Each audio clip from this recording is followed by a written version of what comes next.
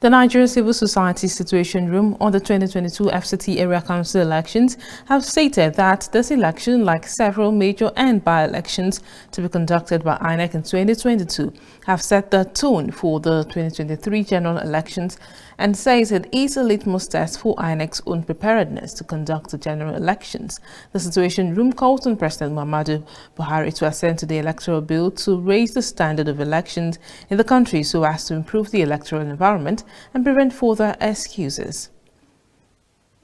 Now, they added that late deployment of materials within the FCT, where INEC headquarters is situated, was quite perplexing. They also called on security officials to devise means of actively addressing vote buying during elections. This election, like several major and by-elections to be conducted by INEC in 2022, sets the tone for the 2023 general election.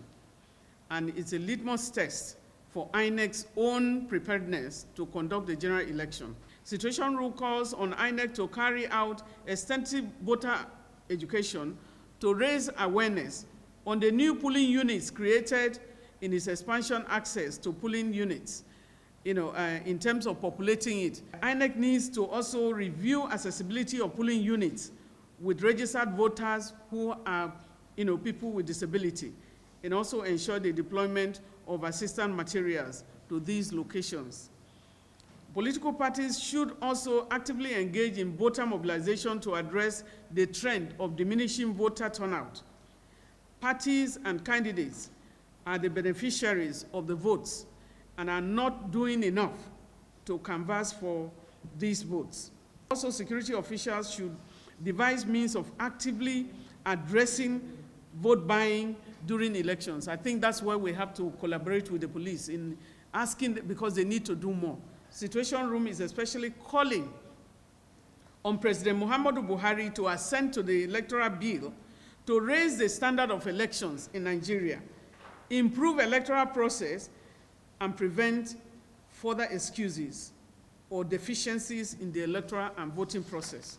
On the issue of vote buying, the incident of vote buying appears to have become a stable issue in the country, in our country's elections, with the FCT election not being an exception. In some locations, votes were sold, to the tune of 1,000 and 2,000, while we are also getting reports that some people took the money and voted for their conscience.